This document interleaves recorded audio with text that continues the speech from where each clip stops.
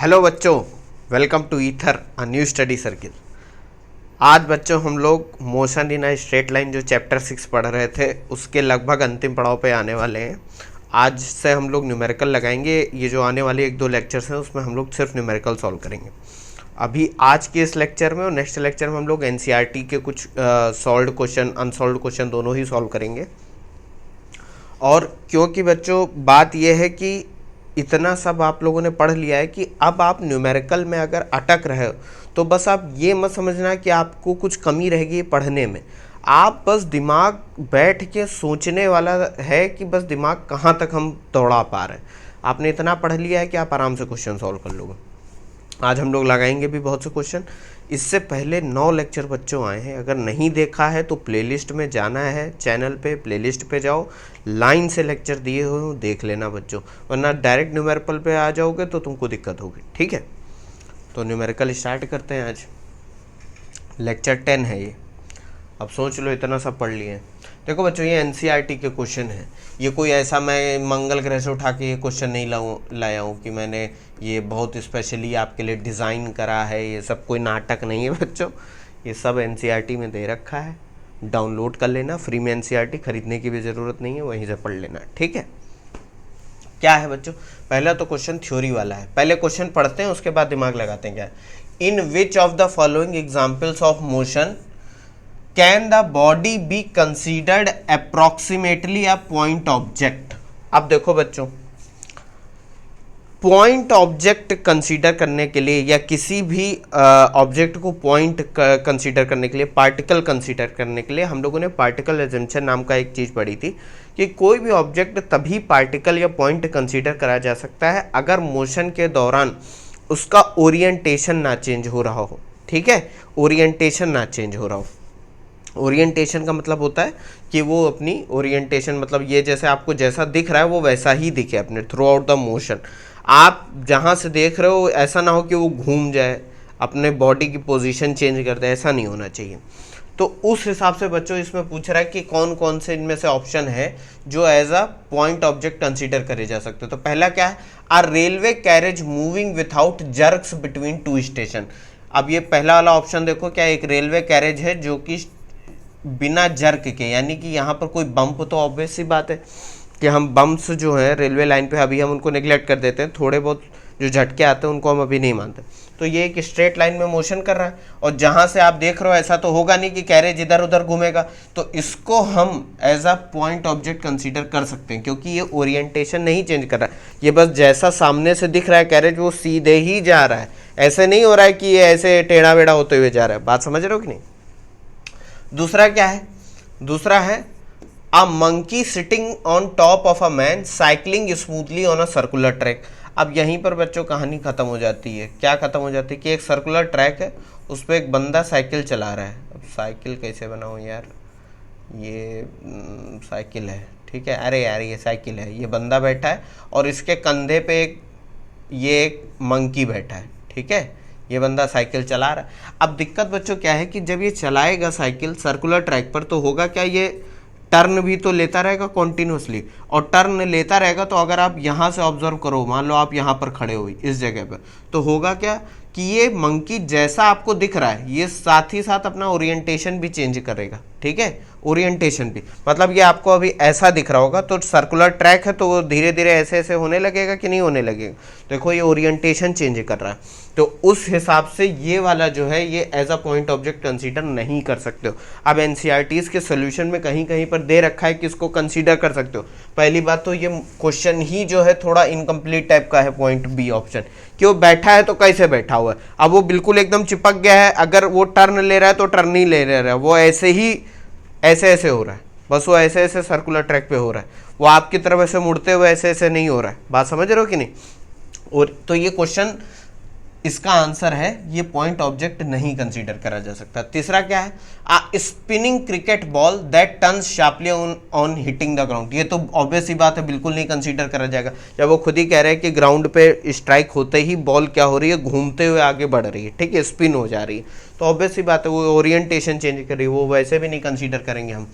A tumbling beaker that has spilled off the edge of a table, एक table के ऊपर जो है एक बीकर रखा हुआ है, वो जो है गिर गया है, तो ऑब्वियसली बात है गिरेगा तो ये कुछ इस तरीके से गिरेगा, टेढ़ा बेढ़ा होते हुए गिरेगा, ऐसा तो है नहीं कि वो ऐसे आके ऐसे गिर जाए। बात समझ रहे हो कि नहीं? तो ये भी आपका पॉइंट ऑब्जेक्ट नहीं है। तो मेरे हिसाब से जो पॉइंट ऑब्जेक्ट है वो सिर्फ ए वाला है। एनसीईआरटीज में ए और बी दोनों दे रखे हैं, अब वो किस हिसाब से दे रखा है भगवान जाने। इसको देख लो, इसमें देखना क्या है, बहुत सिंपल है क्वेश्चन ये, ठीक है। ये बस आपकी अंडरस्टैंडिंग के लिए था। एक आपने हम लोगों ने पढ़ा था लेक्चर 1 में ही शायद पढ़ा था, पार्टिकल एजम्पशन नाम का एक टॉपिक हमने समझा था कि किसी भी ऑब्जेक्ट को पार्टिकल कैसे मानेंगे, क्योंकि पार्टिकल पे मैथ्स अप्लाई करना बहुत आसान है इंस्टेड ऑफ पूरे ऑब्जेक्ट पे, ठीक है, देख लिया। अब ये तीसरा क्वेश्चन बच्चों पढ़ते हैं। ये क्वेश्चन बहुत अच्छा है बच्चों, मुझे ये क्वेश्चन जब मैंने देखा तो मैंने कहा देखो ये फिजिक्स से रिलेटेड अभी बहुत ज़्यादा क्वेश्चन है नहीं, ये एप्टीट्यूड से रिलेटेड है, मतलब आप सोच कितना पा रहे हो। क्या दे रखा है, a drunkard walking in a narrow lane takes 5 steps forward and 3 steps backward, followed again by 5 steps forward and 3 steps backward and so on. मतलब एक ड्रंकर्ड मतलब एक बेवड़ा है, ठीक है, वो नशे में, वो क्या करता है 5 स्टेप आगे बढ़ता है तो 3 स्टेप पीछे लेता है, फिर 5 स्टेप आगे बढ़ता है फिर 3 स्टेप पीछे लेता है, वो ऐसा करता चला जा रहा है। अब ऑब्वियस सी बात है वो बेवड़ा है तो ये तो करेगा ही, ये कर सकता है वो, ज़्यादा इसमें ये बुद्धि मत लगाना, ऐसे कोई नहीं चलता है, ये नहीं होता है, वो सब नहीं, क्वेश्चन समझो बस। एक आदमी जो नशे में है वो 5 स्टेप आगे बढ़ता है 3 स्टेप पीछे जाता है, फिर 5 आगे जाता है फिर 3 पीछे जाता है, और ये कह रहा है each step is 1 metre long and requires 1 second. हर एक स्टेप है 1 मीटर का और जो टाइम लगता है एक स्टेप लेने में वो 1 सेकेंड का है। प्लॉट द एक्सटी ग्राफ यानी position time graph of his motion, determine graphically and otherwise how long the drunkard takes to fall in a pit 13 metre away from the start. मतलब भाई ये बंदा है, ये क्या करता है, ये स्टार्ट करता है मान लो यहाँ से, ये क्या करता है 5 स्टेप आगे जाता है, ये देखो ये रेड कलर, ये देखो 1 2 3 4 5, और फिर क्या होता है ये 3 स्टेप पीछे आता है 1 2 3, तो ये तो फॉरवर्ड मोशन हो गया, ये बैकवर्ड मोशन हो गया। अब देखो मेरी बात ध्यान से समझो, 5 स्टेप आगे गया 3 स्टेप पीछे गया। अब क्वेश्चन ये कह रहा है कि भैया यहाँ पर एक पिट है, यानी पिट यानी खड्डा है, ये खड्डा है, ठीक है, ये पिट है, पिट खड्डा इतना रेगुलर शेप का नहीं होगा ऑब्वियस सी बात है, जो कि कितनी दूरी पे है 13 मीटर की दूरी पे। तो पूछा ये जा रहा है कि बताओ उसको इस गड्ढे में गिरने में कितना टाइम लगेगा, कितना टाइम लगेगा फ्रॉम स्टार्ट, मतलब वो ऐसे ही चले जैसे वो चल रहा है तो इस खड्डे में गिरने में कितना टाइम लगेगा, ठीक। ये क्वेश्चन बच्चों थोड़ा आप दिमाग लगाओ फिर मैं बताता हूँ। और क्या दे रखा है, दे रखा है, दे क्या रखा है 1 स्टेप, मतलब उसका जो एक कदम है 1 स्टेप वो है 1 मीटर के बराबर और टाइम लेता है 1 सेकेंड, ठीक है, टाइम लेता है 1 सेकेंड। तो अब बताओ कितना टाइम लगेगा उसको इस खड्डे में गिरने में अगर वो वैसे चले जैसे चल रहा है। और इसको बताना कैसे है, आप ग्राफिकली भी बताओ और ऐसे भी सॉल्व करके बताओ। तो पहले हम लोग ऐसे सॉल्व कर लेते हैं फिर ग्राफिकली सॉल्व करेंगे। देखो इसको, अब बच्चों यहाँ पर बहुत सिंपल है ये क्वेश्चन, मैं आपको बताता हूँ कैसे सॉल्व करना है, आप थोड़ा दिमाग लगाओ। कुछ बच्चे यहाँ क्या कहेंगे, दिमाग तो वो लगा ले जाएंगे, क्या कहेंगे कि सर ये बंदा, ये जो बंदा आगे बढ़ रहा है ये नेट 2 स्टेप्स फॉरवर्ड चल रहा है। मतलब भैया ये आगे तो बढ़ रहा है लेकिन सिर्फ ओवरऑल देखा जाए तो वो 2 ही कदम आगे बढ़ पा रहा है। क्यों? क्योंकि 5 आगे जा रहा है और 3 पीछे आ रहा है। क्या कर रहा है 5 स्टेप्स माइनस 3 स्टेप्स, यही तो टोटल कितना आगे बढ़ रहा है, 2 ही स्टेप तो बढ़ रहा है। बात समझ गए। अब 2 स्टेप्स इज इक्वल टू कितना हुआ, 2 स्टेप्स इज इक्वल टू हुआ 2 मीटर्स इन 2 सेकेंड, क्योंकि 1 मीटर है 1 सेकेंड में, 1 step is equal to 1 metre और 1 मीटर चलने में लग रहा है 1 सेकेंड। अब बच्चों यहीं पर हो जाएगा खेल, क्या होगा कि भैया वो 2-2 मीटर करके अगर आगे बढ़ रहा है तो जरा यहाँ ध्यान से समझना, पहला वो 2 मीटर जाएगा, गया, फिर वो 2 मीटर जाएगा, गया। स्टेप्स कितने लग रहे हैं टोटल 2 मीटर जाने में? 8 स्टेप्स। क्यों? क्योंकि वो पहले 5 स्टेप आगे जा रहा है, फिर 3 पीछे आ रहा है। बात समझो, यहाँ पर फिर से मैं बना दे रहा हूँ, 1 2 3 4 5 स्टेप आगे गया, ठीक है। और ये पिंक कलर से जो मैं बना रहा हूँ, पिंक छोड़ो, येलो कलर से, येलो भी छोड़ो, ग्रीन कलर से, वो ग्रीन कलर से 3 स्टेप पीछे आ रहा है। तो ये गया वो आगे और ये आया वो पीछे 3 स्टेप। तो देखो ये क्या है, ये है 1 2 3 4 5 और यहाँ पर देखो 1 2 3। तो टोटल कितना चला बच्चों? वो टोटल चला 2 मीटर्स, क्योंकि 2 स्टेप उसने लिए। बहुत सिंपल है ये। अब आप क्या करोगे? कहोगे सर अब वो बंदा यहाँ पर आ गया है, वो बंदा जो है या वो यहाँ पर आ गया है। अब जब वो यहाँ पर आया है तो फिर यही चीज करेगा। क्या करेगा? वो 1 2 3 4 5 ये यहाँ पर आएगा और उसके बाद वो फिर क्या करेगा? फिर 1 2 3, अब वो फिर यहाँ पर आ जाएगा, वो बंदा आ जाएगा कि नहीं? ऐसा करते करते ये देखो 2 मीटर फिर चल देगा। मतलब वो टोटल क्या करेगा? ऐसे करते करते 2-2 मीटर के स्टेप्स में बढ़ेगा, 2-2 मीटर के। अब बात यहाँ पर यही आ जाती है कि पहला 2 मीटर चला, 8 स्टेप्स लिए उसने, दूसरा 2 मीटर चला, फिर 8 स्टेप्स लिए उसने 2 मीटर चलने के लिए, फिर वो 2 मीटर चलेगा, फिर 8 स्टेप्स लेगा, करेगा कि नहीं? बात समझो मेरी। फिर 2 मीटर चलेगा, फिर 8 स्टेप्स लेगा। अभी आपको लग रहा होगा ये क्या मतलब कहना क्या चाह रहा है, अभी समझाता हूँ क्या कहना चाह रहा हूँ। तो देखो 2 2 4 2 6 2 8, ये देखो 8 मीटर्स हो गए टोटल। फिर ये हो गया 2 मीटर फिर लिया इसने, 8 स्टेप्स फिर चला, ये हो गया 10 और ये हो गया 12। अब बच्चों यहीं पर कहानी हो जाती है दूसरी। क्या हो जाती है कहानी? ये हो जाती है बच्चों कि जब ये 2 मीटर चला तो कैसे चला? आगे गया 5 स्टेप, ठीक है, आगे गया और 3 स्टेप पीछे आया, टोटल ये 2 मीटर चला। उसी तरह इसमें भी इसने ऐसे करा, ठीक है। अभी ये दूरी मत समझना, बस उसने स्टेप्स ऐसे लिए, 5 स्टेप आगे 3 स्टेप पीछे, 5 स्टेप आगे 3 स्टेप पीछे, 5 स्टेप आगे 3 स्टेप पीछे। सब में यही करेगा, वो यही कर रहा है कि नहीं कर रहा? आप बच्चों यहीं पर ये जो लास्ट वाला वो 2 मीटर चलेगा, उसी में बच्चों खेल है। अब आप क्या कहोगे कि भैया ये लगभग 12 मीटर हो गया, 2 2 4 और ये कितना हो गया 2 6 2 8 2 10 2 12। अब कुछ बच्चे क्या करते हैं, वो क्या कहेंगे भैया ये 2 मीटर चला है, अब हम एक स्टेप इसको और चला दें। ये कितना हो गया? 2 2 4 2 6 2 8 2 10 2 12। अब अगर हम इसको एक स्टेप और चला दें, 1 स्टेप, तो ये हो जाएगा टोटल। देखो ये हो गया 12 मीटर प्लस 1 मीटर और ये आ जाएगा हमारा 13 मीटर। आंसर हमारा क्या हो जाएगा? 8 steps 8 steps 8 steps 8 steps 8 steps 8 steps, यानी 8 6 48 स्टेप्स।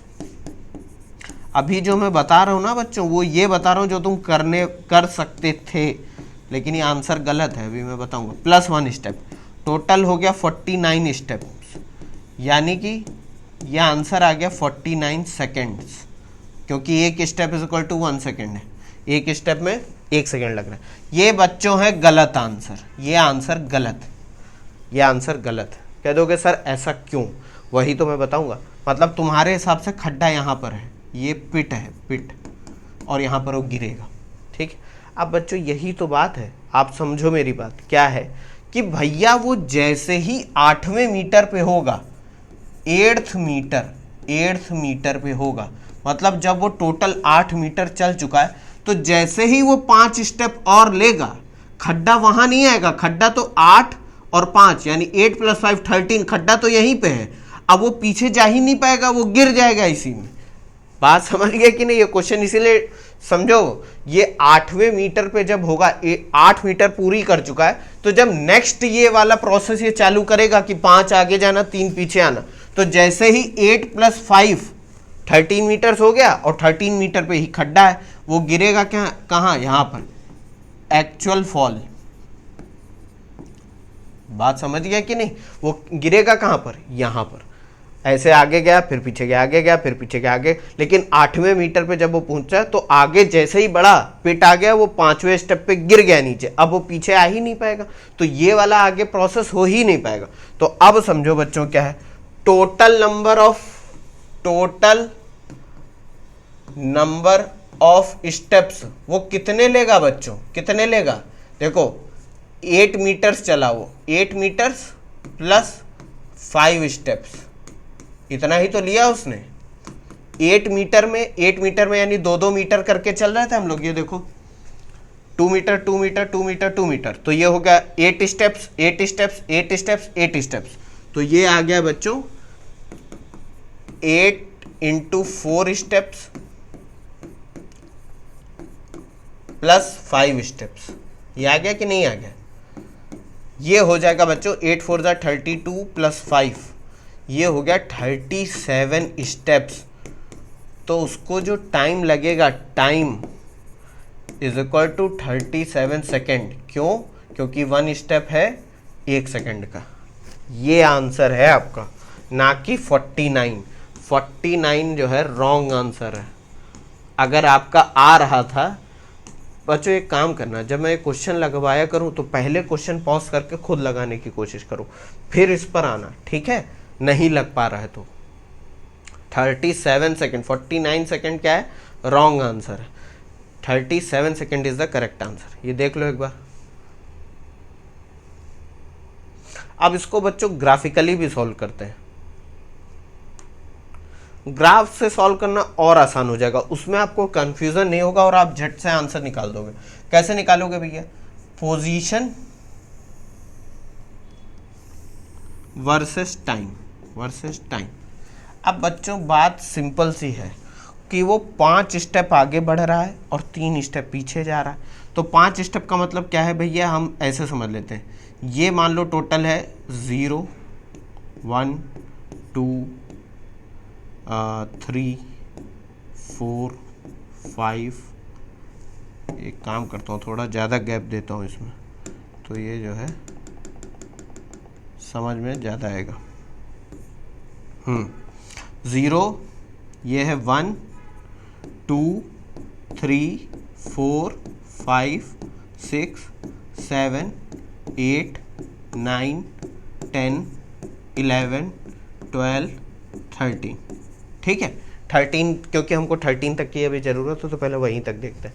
अब देखो है क्या बच्चों, टाइम कैसे है? टाइम भी ऐसे ही है, 1 2 3 4 5 6 7। ये बच्चों पूरा आपका जाएगा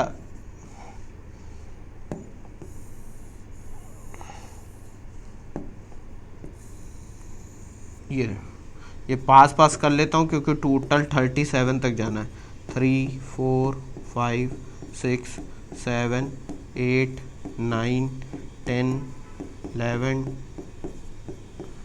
इस तरीके से आप बच्चों बना दो इसको, मैं बता रहा हूँ भाई क्या करना है। 16 17 18 19 20। मैं थोड़ा बना के दिखाता हूँ, बाकी आप बना लेना।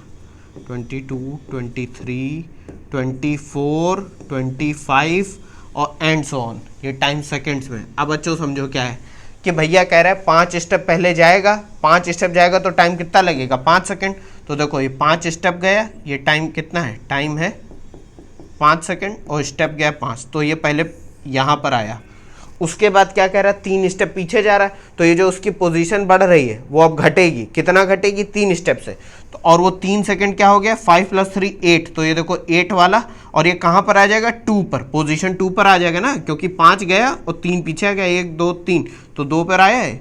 ये देखो ऐसे आ गया, ये देखो 8 सेकेंड है। उसी तरह अब वो फिर क्या करेगा? वो फिर 5 स्टेप ऊपर जाएगा, तो 2 + 5 कितना होता है? 2 + 5 हो जाएगा 7। और कितने टाइम में? 8 + 5 13। तो 1 2 3 4 5 13 से ये वर्टिकल लाइन ड्रॉ करो। कहाँ तक ड्रॉ करो? 7 तक।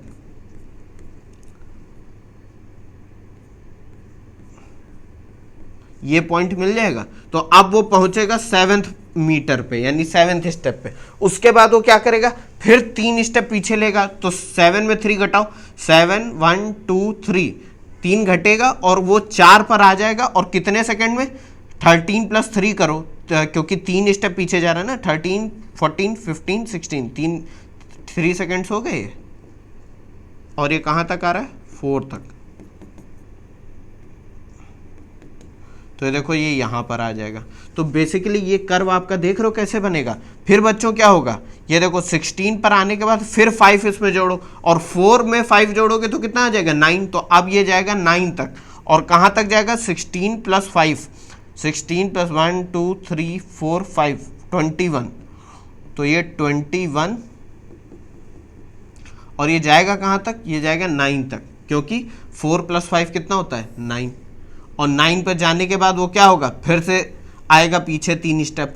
फिर ये सब चलता जाएगा। ये जो लास्ट वाला आप जहाँ पर ये 13 पे पहुँचेगा तो उसके नीचे का टाइम देख लेना, वो टाइम हो जाएगा 37। बात समझ रहे, कर्व कुछ ऐसा बनेगा स्टेयरकेस टाइप का। क्यों, क्योंकि आगे बढ़ रहा है, फिर पीछे आ रहा है, आगे बढ़ रहा है, फिर पीछे आ रहा है, आगे बढ़ रहा है, फिर पीछे। बात समझ गए। ये टोटल कर्व जब बनाओगे तो नेट आपको ऐसा मिलेगा। ये आप बना के देख लेना, बहुत सिंपल है। जो 37th वाले पे जब सेकंड पर आप जाओगे तो आप देखोगे, क्या देखोगे, आप देखोगे कि वो फाइनली पीछे जाने का मौका पाएगा ही नहीं, वो यहीं पर आ जाएगा 13th मीटर पे। बात समझ गए कि नहीं। ये आपका टाइम दिखा देगा 37 सेकंड। इसको जब आगे बढ़ा दोगे, ये अपने आप बना लेना पूरा। बात समझ गए हो कि नहीं। एक प्लेन पेपर पे 0 से 40 तक नंबर्स लिखना इक्वल डिस्टेंस पे, और ऐसे यहाँ पर 13 15 तक नंबर लिख लेना। फिर ऐसे ऐसे प्लॉट करते जाना। पहले 5 लेना 5 सेकंड में, फिर 3 सेकंड कम करना, नीचे आ जाना 3 सेकंड में, फिर 5 बढ़ाना, जिस पॉइंट पे एंड पॉइंट मिला फिर 3 घटाना, फिर 5 बढ़ाना, फिर 3 घटाना। ऐसे करके आप देखोगे कि जब यहाँ पर आते हो, आप कहाँ पर आते हो, जब आप आते हो 32 सेकंड पे, यानी कि आपकी ये वाली डिस्टेंस होती है, ये डिस्टेंस होती है 8 मीटर। तभी आप जैसे ही बढ़ते हो 5 सेकंड, आप 13 मीटर पे पहुंच जाते हो। यहीं पे आपका पिट है, क्या है, पिट, खड्डा है। अब आप पीछे नीचे जा ही नहीं पाओगे, तो 37 सेकंड आपका आंसर आ जाएगा। ठीक है, इसको देख लो। ये बच्चों क्वेश्चन मुझे इतना समझाना इसलिए पड़ा है क्योंकि मैंने देखा 1-2 बच्चों से पूछा, वो गलत कर दिए। वैसे क्वेश्चन कुछ खास है नहीं, बेसिक एप्टीट्यूड का क्वेश्चन है। इस पर कोई वेलोसिटी, एक्सेलरेशन और ये सब कहानी नहीं लगेगी इसमें। इसको देख लो एक बार।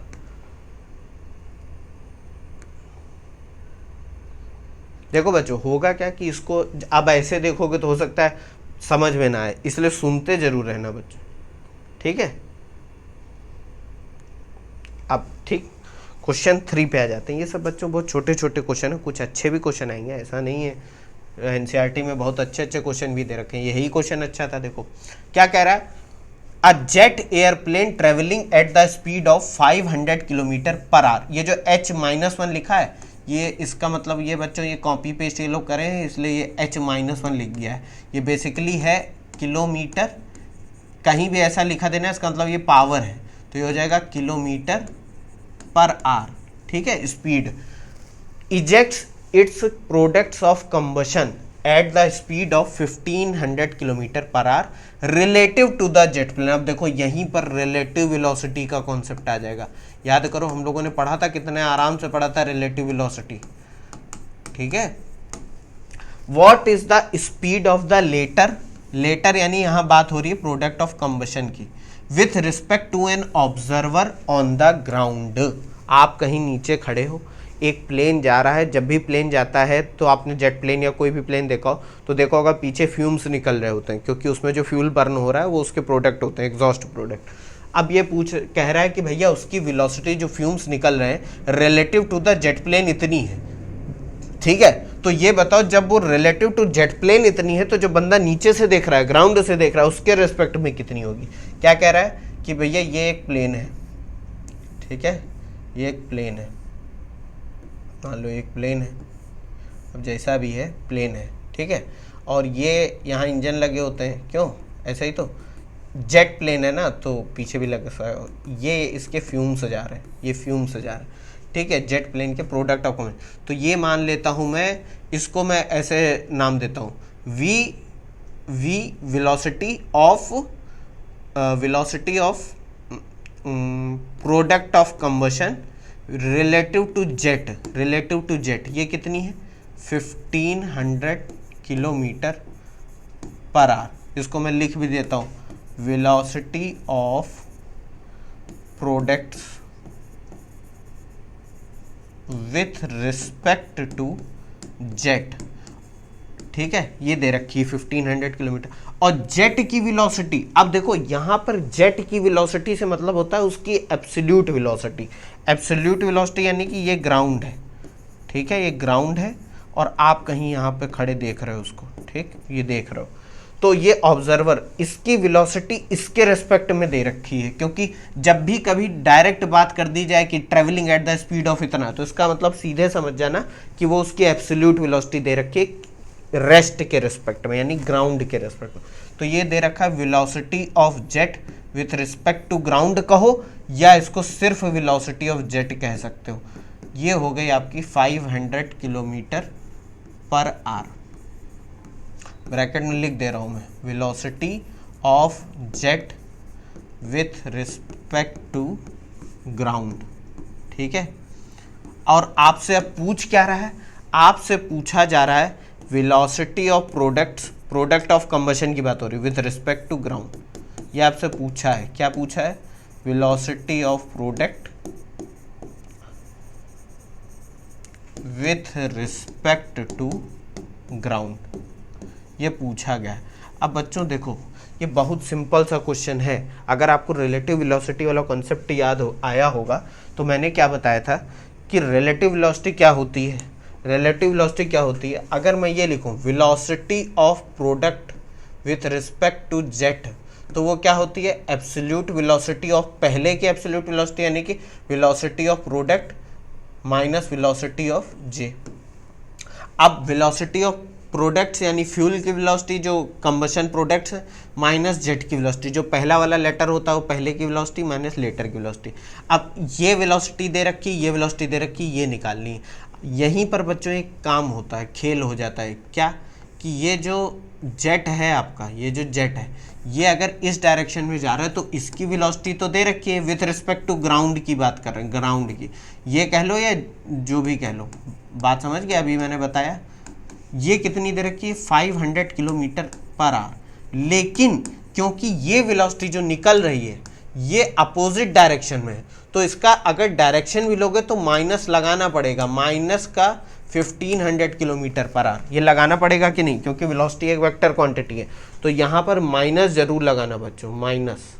ठीक है, बहुत बुक्स में क्या करते हैं डायरेक्ट ऐसे दे देते हैं, माइनस इसलिए लगाना ताकि इससे पता चले कि हाँ भैया ये इस डायरेक्शन में जा रहा है, क्योंकि मोशन इन स्ट्रेट लाइन हो रहा है, और कोई भी स्ट्रेट लाइन मोशन हो तो उसमें पॉजिटिव नेगेटिव दिखाते हैं ताकि हम ये बता सकें कि ये मोशन इस डायरेक्शन में हो रहा है कि इस डायरेक्शन। अब भले ही वेलोसिटी रिलेटिव है, लेकिन रिलेटिव है तो किस डायरेक्शन में, इस डायरेक्शन में। अब इन सब की वैल्यू उसमें रख देनी हमको और कुछ नहीं करना है, ये बहुत आसान क्वेश्चन था। तो velocity of product of compression with respect to jet दे रखा है माइनस का 1500, और हमको उसकी ग्राउंड के रिस्पेक्ट में निकालनी है। और जेट की वेलोसिटी क्या है, ये पॉजिटिव है, पॉजिटिव डायरेक्शन में, तो ये 500, ये VPG, ये क्या हो जाएगा बच्चों, इसको PG लिखने की जरूरत नहीं है, आप डायरेक्ट लिख सकते हो velocity of product of compression, VP खाली लिख सकते हो, क्योंकि ग्राउंड का मतलब ही हो गया कि रेस्ट के रिस्पेक्ट में। तो माइनस का 1500 प्लस का ये उधर ले जाओ 500, तो ये हो जाएगा माइनस का 1000 किलोमीटर पर आवर। यानी जो बंदा नीचे ग्राउंड से देख रहा है, ग्राउंड से, उसको क्या दिखेगा, उसको दिखेगा कि ये जो फ्यूम्स निकल रहे हैं, ये फ्यूम्स, ये इस डायरेक्शन में, नेगेटिव का मतलब है इस डायरेक्शन में निकल रहे हैं 1000 किलोमीटर पर आवर की स्पीड। बात समझे, पर आवर की स्पीड। ये देख लो एक बार,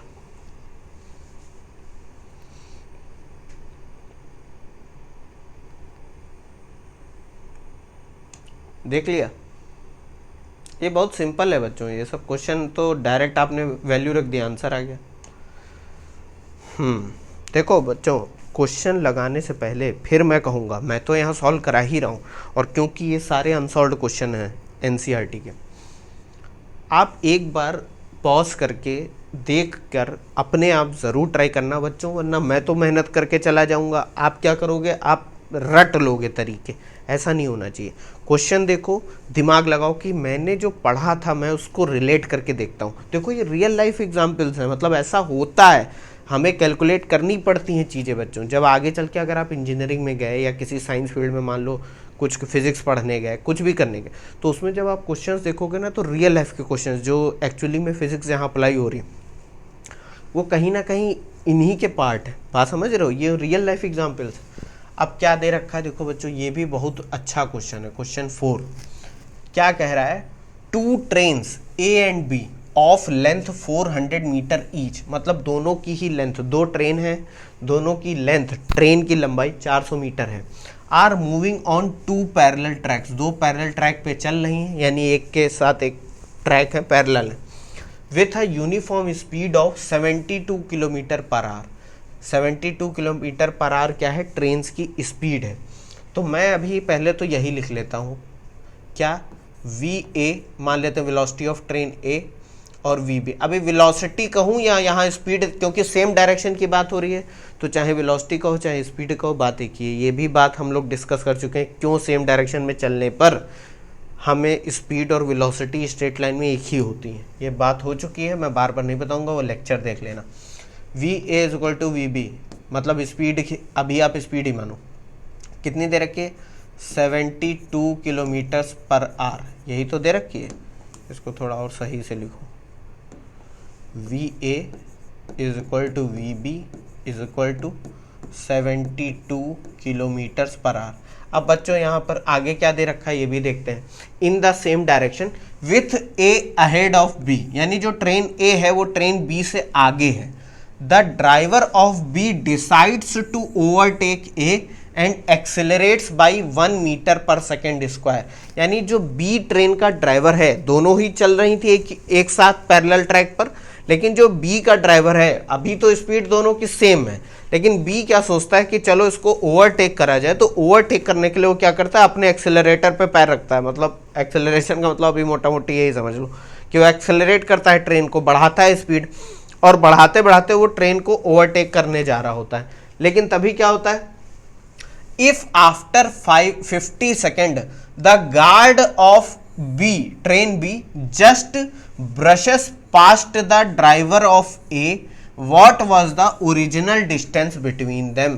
कितना अच्छा क्वेश्चन है, कह रहा है कि 50 सेकेंड बाद जो ट्रेन बी का गार्ड है, अब गार्ड कहाँ होता है, गार्ड ट्रेन के सबसे पीछे वाले जो बोगी होती है उसमें बैठा होता है, वो जस्ट जो ट्रेन ए है उसके ड्राइवर को क्रॉस करता है, तो बताओ ओरिजिनली उन ट्रेन के बीच की डिस्टेंस कितनी थी। इसको यहाँ से डायग्राम से समझते हैं तो और समझ में आ जाएगा। क्या है बच्चों, ये देखो, ये एक ट्रेन है, ये ट्रेन है ए, यहाँ पर पायलट बैठा है, ठीक है, और ये एक ट्रेन है जो पायलट कह लो या ड्राइवर कह लो, जो भी कहना है, ये ट्रेन है बी, ये ट्रेन क्या है बी, यहाँ पर इसका गार्ड बैठा है, कौन बैठा है, गार्ड बैठा है, और ये पायलट बैठा है।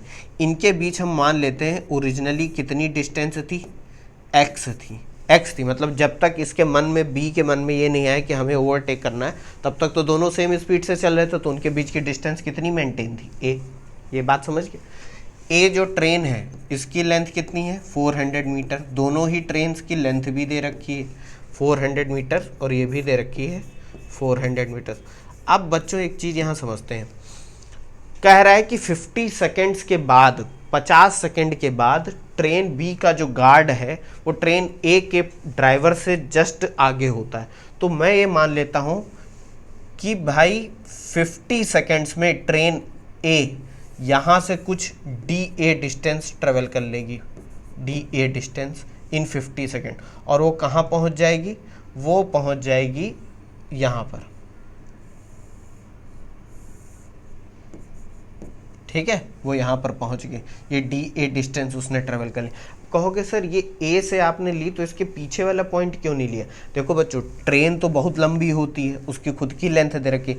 जिस पॉइंट को आप कंसीडर कर रहे हो डिस्टेंस वहीं से नापोगे नेक्स्ट पॉइंट तक। तो अगर आप ड्राइवर से डिस्टेंस जोड़ रहे हो तो ड्राइवर से नेक्स्ट जब ट्रेन 50 सेकेंड्स में आगे बढ़ जाएगी ना, तो जो ड्राइवर से अगर आप मेजर कर रहे थे तो फाइनल जो पॉइंट है वो भी ड्राइवर तक ही लेके जाना है। ऐसे मत कर देना कि यहाँ से यहाँ तक की डिस्टेंस, क्योंकि भाई उसकी खुद की भी तो लेंथ है। बात समझ गए कि नहीं? तो डी ए जो है डिस्टेंस ट्रेवल्ड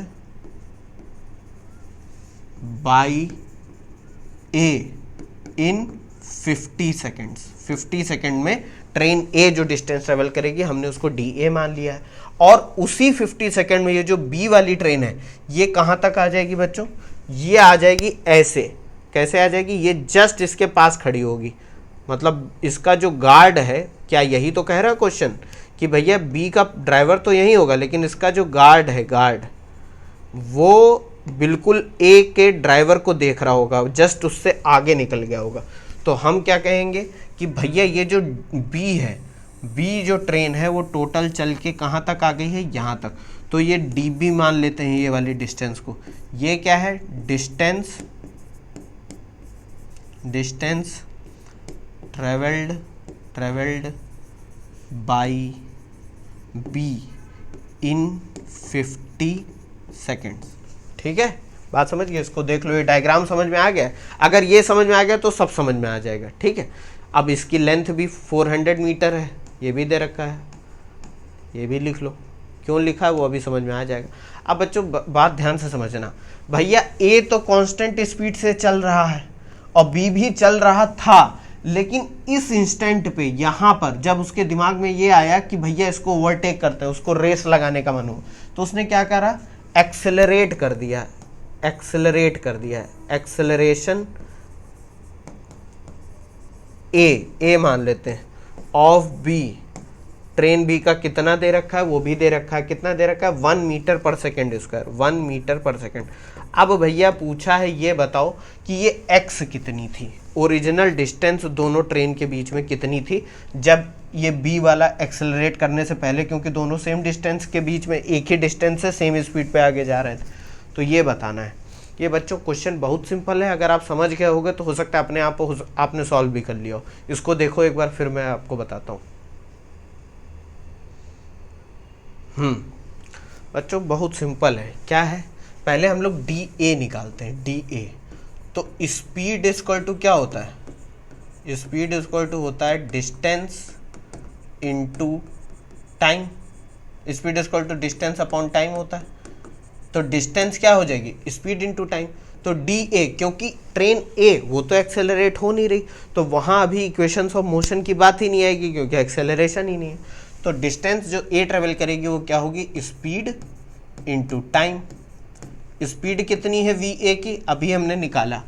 अब निकाला क्या है? वो दे ही रखा है 72 किलोमीटर पर आवर। अब इसको मीटर पर सेकंड में कन्वर्ट कर लो, क्योंकि सब कुछ सेकंड वकेंड में दे रखा है और एक्सेलरेशन भी मीटर पर सेकंड स्क्वायर में। इसको किलोमीटर पर आवर को मीटर पर सेकंड में कन्वर्ट करने के लिए क्या करोगे? 5/18 से मल्टीप्लाई कर दोगे। ये मैं बता चुका हूँ। तो 18 1 जा 18 4 जा हो जाएगा ना, तो ये हो जाएगा 20 metre per second. 20 metre per second ये आ जाएगी वेलोसिटी। इसको बच्चों यहाँ पर वैल्यू पुट कर देते हैं। तो 20 इंटू टाइम कितना दे रखा है? 50 सेकेंड्स। तो ये टोटल आ जाएगी 1000 मीटर। यानी ट्रेन ए कितना चल देगी 50 सेकेंड्स में? 1000 मीटर। फॉर बी, अब ट्रेन बी के लिए निकालते हैं कि वो कितना चलेगी 50 सेकेंड में। तो अब बच्चों यहाँ पर खेल हो जाएगा, क्योंकि स्ट्रेट लाइन मोशन है और एक्सेलरेशन भी है, और ट्रेन की इनिशियल वेलोसिटी भी दे रखी है जो कि 20 मीटर पर सेकेंड है। यानी कि ट्रेन पहले चल रही थी 20 मीटर पर सेकेंड से, फिर उसने स्पीड बढ़ाई, एक्सेलरेट करा। तो इनिशियल वेलोसिटी दे रखी हो, टाइम दे रखा हो, डिस्टेंस निकालनी हो और एक्सेलरेशन भी दे रखा हो, तो हम क्या करेंगे? From second equation of motion, क्या थी second equation of motion? X is equal to U T plus half A T square थी। एक्स जहां पर क्या था? एक स्ट्रेट लाइन मोशन में जो पोजीशन चेंज डिस्प्लेसमेंट है। अब क्योंकि यहाँ पर एक ही लाइन में मोशन हो रहा है तो उसको हम डिस्टेंस बोल देंगे। ठीक है, कितनी चलेगी? यूटी यानी कि velocity of B into time plus half into AT² हो जाएगा कि नहीं हो जाएगा बच्चों? बात से ध्यान से समझो, ये x माइनस x0 है, यही तो स्ट्रेट लाइन मोशन हो रहा है, तो displacement is equal to distance हो जाएगा अगर डायरेक्शन चेंज नहीं हो रही। जितना वो आगे बढ़ेगी, पीछे तो मुड़ नहीं रही है, तो जो आगे जितना चेंज हुआ यही तो डिस्प्लेसमेंट है, जिसको हम अभी डिस्टेंस कह सकते हैं, क्योंकि straight line motion without change in direction हो रहा है। और ये इनिशियल वेलोसिटी है, इन सब की वैल्यू रख दो।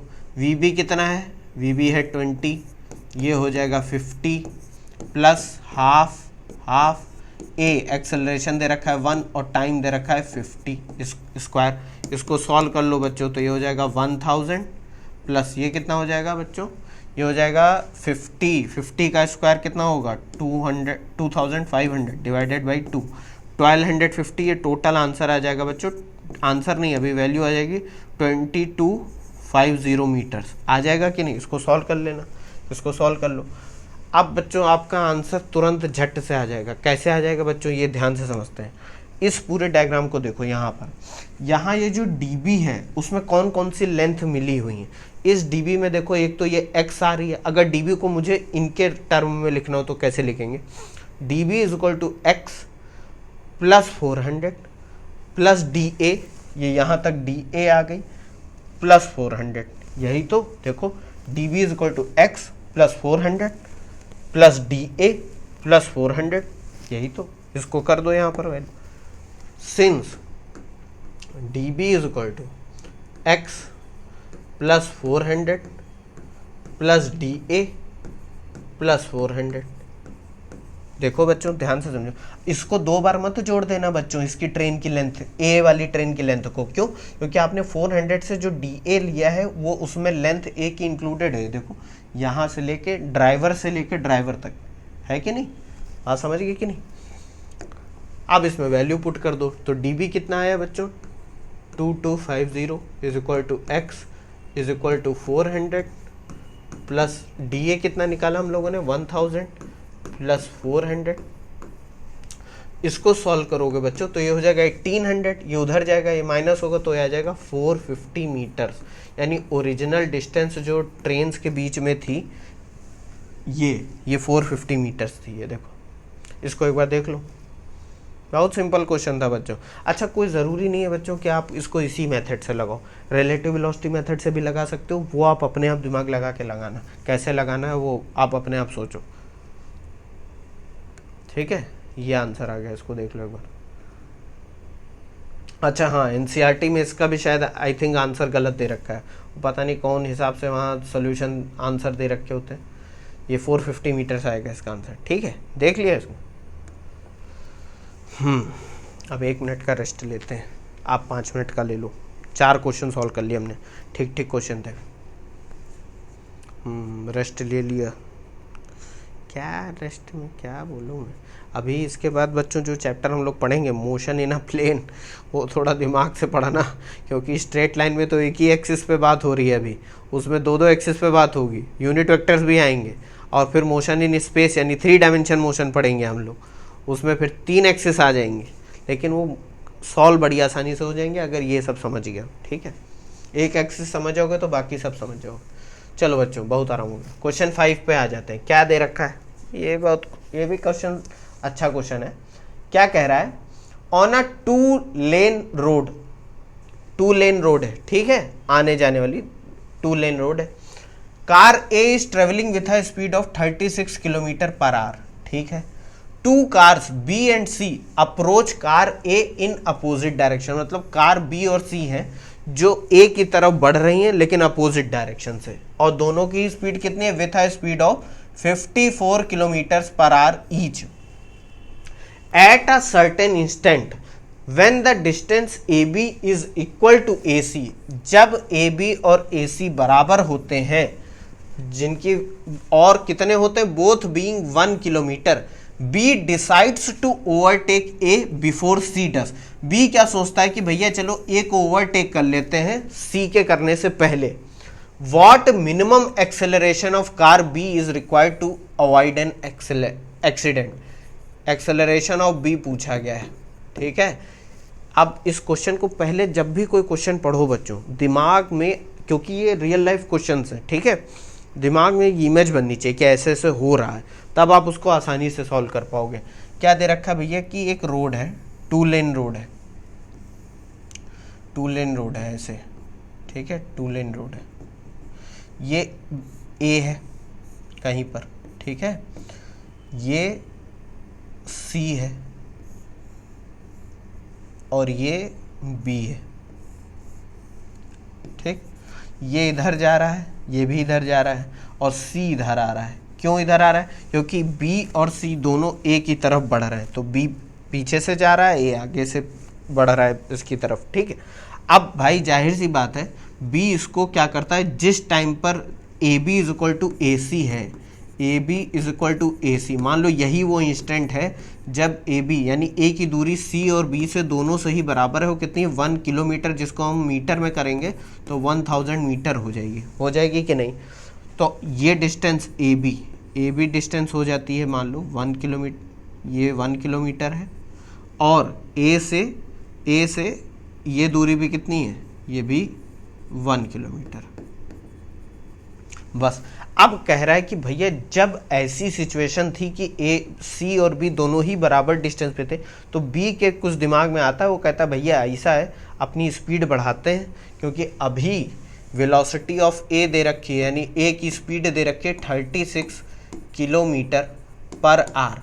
इसको मीटर पर सेकेंड में कन्वर्ट करो तो इंटू 5/18 कर देंगे, जो कि हो जाएगा 18 1 18 2 हो जाएगा 10 मीटर पर सेकेंड, ठीक है। और velocity of B is equal to minus का वेलोसिटी ऑफ सी। अगर मैं इसको पॉजिटिव डायरेक्शन मानूं, ठीक है, और इसको नेगेटिव डायरेक्शन मानूं, तो वेलोसिटी ऑफ ए होगी पॉजिटिव, वेलोसिटी ऑफ बी होगी पॉजिटिव, लेकिन वेलोसिटी ऑफ सी क्या होगी, नेगेटिव। तो इसको मैं ऐसे लिख सकता हूँ कि नहीं, यहाँ पर तुम कंफ्यूज ना होना। वेलोसिटी ऑफ बी कितनी है बच्चों, वेलोसिटी ऑफ बी है 54 किलोमीटर पर आवर, इसको भी मीटर पर सेकेंड में कन्वर्ट करो इंटू 5/18, तो ये हो जाएगा 18 3 54, 15 मीटर पर सेकेंड। और वेलोसिटी ऑफ सी भी 54 है, लेकिन अपोजिट डायरेक्शन में, तो ये हो जाएगा माइनस का 15 मीटर पर सेकेंड। हो जाएगा कि नहीं, ये दोनों एक डायरेक्शन में जा रही हैं, सी अपोजिट डायरेक्शन में आ रही थी। अब बात समझते हैं यहाँ पर करना क्या है बच्चों। यहाँ पर थोड़ा रिलेटिव वेलोसिटी के हिसाब से हमको चलना पड़ेगा। क्या कि भैया सी ए तक पहुँचे उससे पहले बी को पहुँच जाना चाहिए, तभी बी ए को ओवरटेक कर पाएगा। बात समझो, सी ए तक पहुंचे, क्योंकि वो अगर यहाँ पहले आ गया तो ये ब्लॉक कर देगा, फिर बी ऐसे ओवरटेक करके नहीं जा पाएगा क्योंकि सी आ जाएगा यहाँ पर। तो हमको क्या पता करना है कि भैया सी को ए तक आने में टाइम कितना लगेगा, उस टाइम तक बी को ए तक पहुंच जाना चाहिए। ऐसा हो जाना चाहिए कि नहीं हो जाना चाहिए, बिल्कुल हो जाना चाहिए कि भैया सी ए तक पहुंचे उससे पहले बी पहुंच जाए। तो हम पहले ये पता करेंगे कि सी को ए तक पहुंचने में कितना टाइम लग रहा है, उस टाइम में बी को, और फिर क्योंकि हमको पता चल जाएगा कि भैया इतना टाइम लग रहा है सी को, तो बी को उतने ही टाइम में अपनी स्पीड बढ़ाकर यहां तक पहुंच जाना है। बात समझ गए कि नहीं। अब मैं इस क्वेश्चन को सॉल्व करने जा रहा हूं, पहले आप इस डायग्राम को अपने दिमाग में समझ लो। यहां पर मैं सी के लिए पहले सॉल्व करूंगा। क्या करूंगा,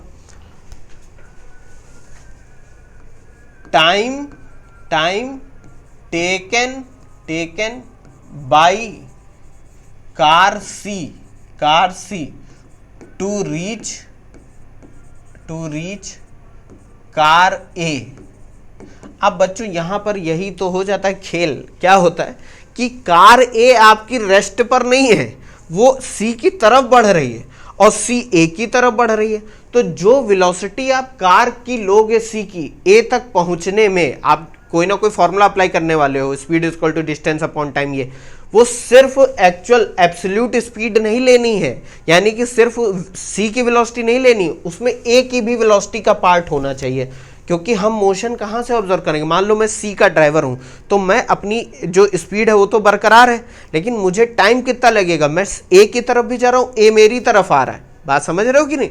तो यहाँ पर रिलेटिव वेलोसिटी देखनी पड़ेगी। क्या यहाँ पर क्या करना पड़ेगा, velocity of C with respect to A, और वो क्या होती थी, वी सी ए। ऐसे प्रेजेंट कर सकते हो कि नहीं कर सकते हो, velocity of C with respect to A, वो हो जाएगा बच्चों कितना, velocity of C minus velocity of A.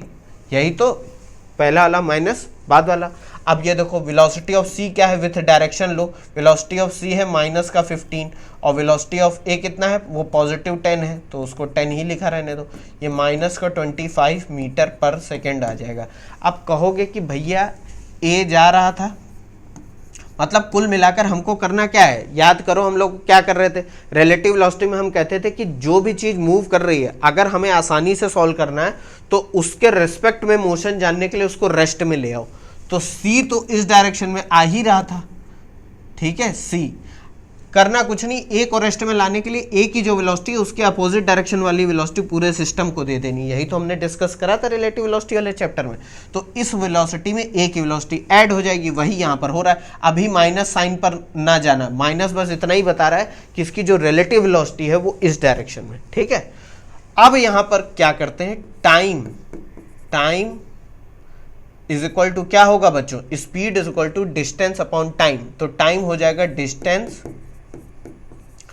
Upon speed, लेकिन यहां पर कौन सी स्पीड, रिलेटिव स्पीड, और डिस्टेंस कितनी है AC और स्पीड कितनी है VCA। इसका सिर्फ मैग्नीट्यूड लेना बच्चों, VCA। AC कितनी है, AC जिस इंस्टेंट पे ये सब वाकया हो रहा है 1 किलोमीटर है, यानी कि 1000 ये दे रखा है, और VCA कितनी है 25, तो ये कितना आ जाएगा 40 सेकेंड्स।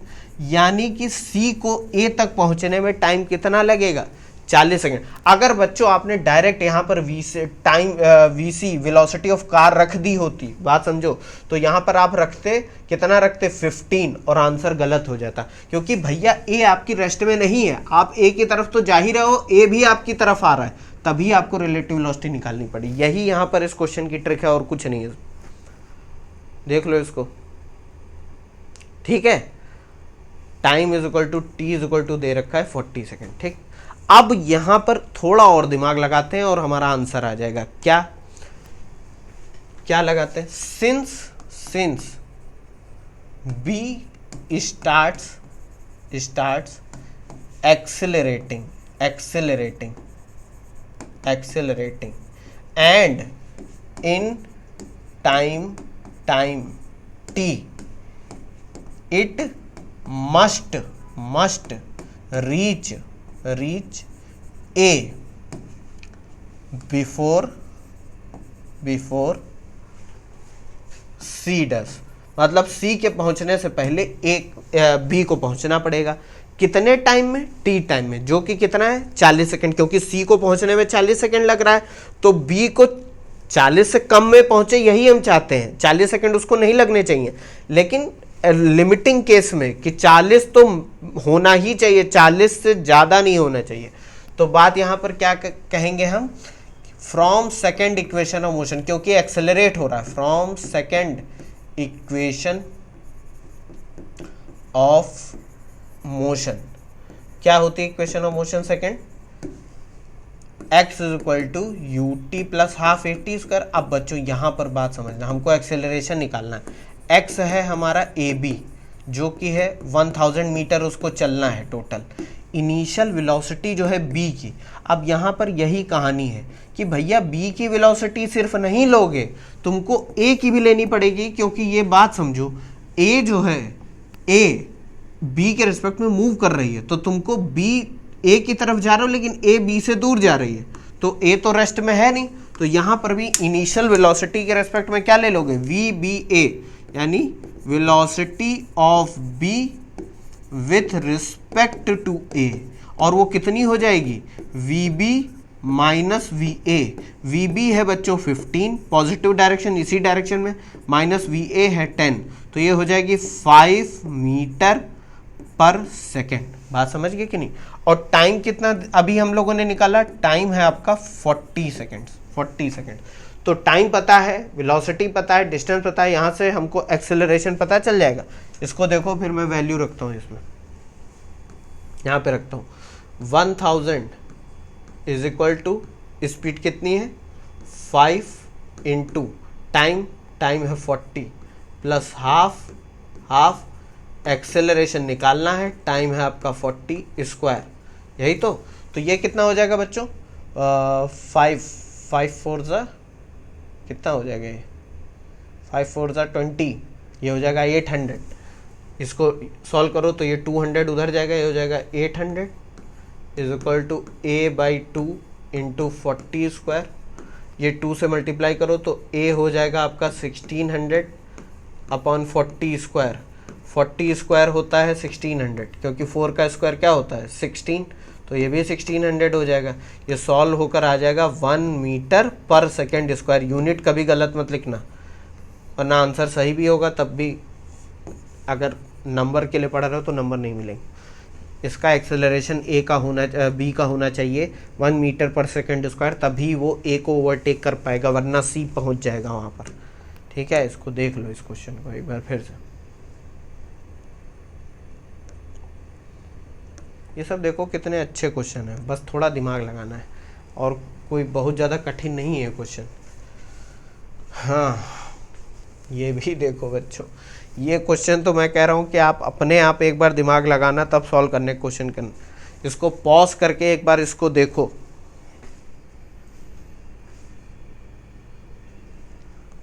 देखा question, 2 towns A and B are connected by a regular bus service with a bus leaving in either direction every t minutes. A man cycling with a speed of 20 km/h in the direction A to B notices that a bus goes past him every 18 minutes in the direction of his motion and every 6 minutes in the opposite direction. What is the period t of the bus service and with what speed assumed constant do the buses ply on the road? यार इतने अच्छे अच्छे question दे रखे हैं NCERT में, मुझे तो कभी कभी लगता है कि पता नहीं क्यों बच्चे इधर उधर भटका करते हैं। इन्हीं को सॉल्व कर ले तो बहुत कुछ आपको समझ में आ जाएगा। ठीक है, अब ये क्वेश्चन थोड़ा इसमें दिमाग लगाना है, लंबा पड़ेगा। आज के 1 घंटे की वीडियो में इतना हम लोगों ने लगभग 5 क्वेश्चन लगाए हैं, और क्योंकि बच्चों अभी हम लोगों ने इनिशियली लगाना चालू करा है ना, तो अभी तो थोड़ा टाइम हमको लगेगा ही क्वेश्चन सॉल्व करने में। ये अभी मैं इस लेक्चर में नहीं सॉल्व करूंगा बच्चों, लेक्चर लंबा हो जाएगा, फिर बोर हो जाते हो आप लोग। नेक्स्ट लेक्चर में इसको सॉल्व करेंगे, नेक्स्ट लेक्चर में मिलते हैं, उसमें और इंटरेस्टिंग क्वेश्चन सॉल्व करेंगे। थैंक यू बच्चों, बाय।